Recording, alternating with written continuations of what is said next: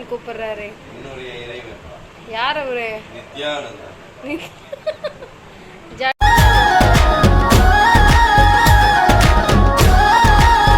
உழுது தானாக செடி விழுகிறது. செடி விழுகிறதா? நான் இறைவன் என்னை கூப்பிடுகிறார். எந்த இறைவன்பா? அருள் செய்ய. எந்த இறைவன் கூப்பிடுறாரு? என்னுடைய இறைவன். யார் அவரு? நித்யானந்தா. ஜட உழுந்தா நித்யானந்தா கூப்பிடுறாரா? தானாகவே விழுகிறது. இறைவன் என்னை அழைக்கிறான். அழைக்கிறான்.